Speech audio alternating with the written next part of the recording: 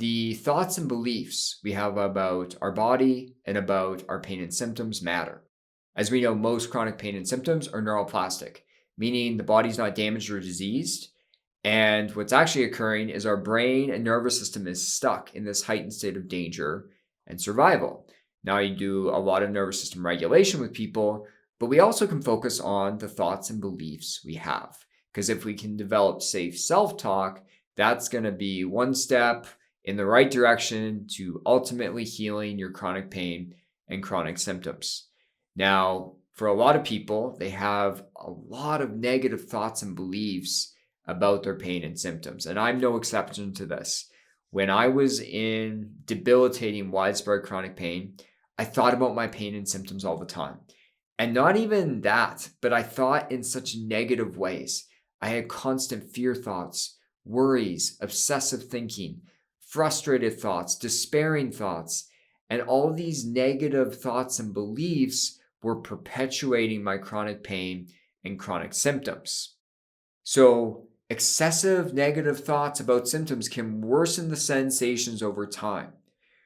When we think about this, our thinking and beliefs, they influence nervous system safety or danger. It's not the full approach of what's going to regulate your nervous system, but if you're constantly having these negative thoughts and beliefs, it is going to make you feel more dysregulated and trigger more pain and symptoms. Now, these are some common negative thoughts that I hear a lot of people telling themselves. When I'm working one-on-one with clients, I hear these statements all the time. My symptoms are permanent and nothing I do helps. My body is becoming more damaged each day. Something is really wrong with my body. My symptoms are only going to worsen over time. This is hopeless. My body can't do anything. Maybe these sound really familiar to you.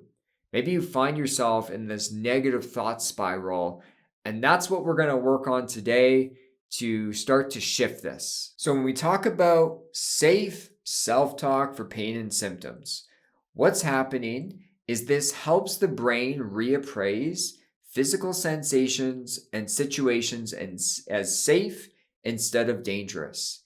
And for safe self-talk to work, our words need to be somewhat credible. So that's why in my approach, I teach people accurate pain education on how the pain and symptom system works in our brain. This is the first video you're watching on my channel. Check out the introduction to neuroplastic pain and symptoms. There is a lot of education there that is going to teach you how your pain and symptom system works. And so we need to understand that, because we don't just want to be telling ourselves, I'm safe, but we really think there's something quite wrong with our body.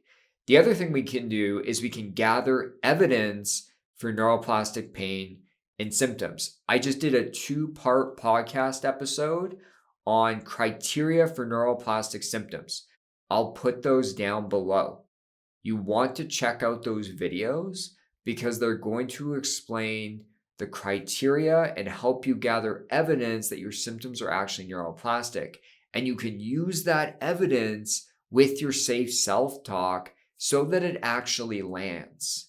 We may not fully believe our safe self-talk at first, but we want it to be somewhat believable and make sense logically for us. So I wanted to give you all some examples of safe self-talk and what it could sound like.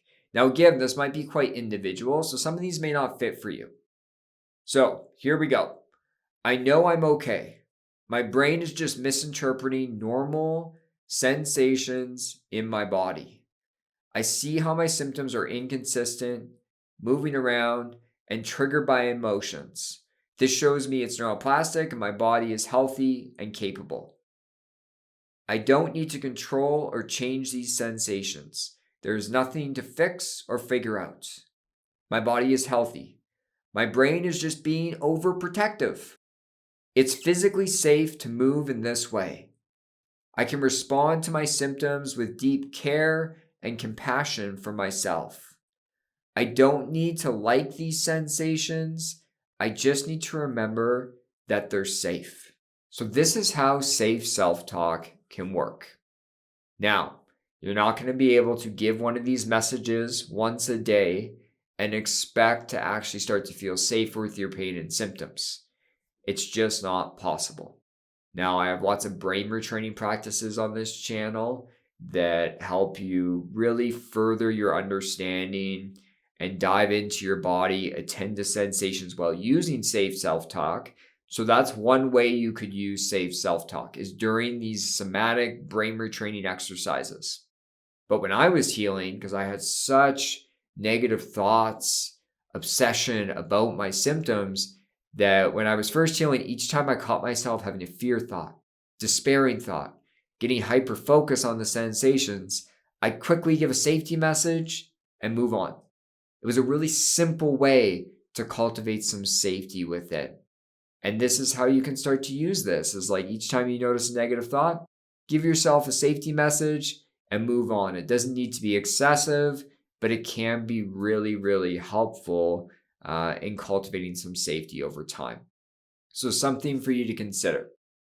Now, what I want you all to do, here's your task, is come up with 4 or 5 messages for yourself, some safe self-talk. You don't need to fully believe them, but you want them to land somewhat so you can use your neuroplastic evidence and just find some wording that works for you. Write them down. Don't just think of them in your mind. You'll forget them. Write them down and then start to use them consistently throughout the day and during brain retraining exercises. So just something for you to really focus on. This is one piece of my full approach that can be quite helpful for a lot of people. Now, I do have a video on emotions, because another thing, we're creating safety with pain symptoms, but I have a video on emotions and nervous system dysregulation. And we want to be able to create safety with those as well. So I'll put the link down below for that emotion practice. It gives you a step-by-step on how to explore emotions, dysregulation, move through them, and release them. And we do this by cultivating safety. So I'll put that link down below. Make sure you check that video out, because I really lay it all out in that video. So I hope this was helpful. Please put your questions, comments down below. Hit the like button, subscribe to my channel, and I'll talk to you all soon. Take care.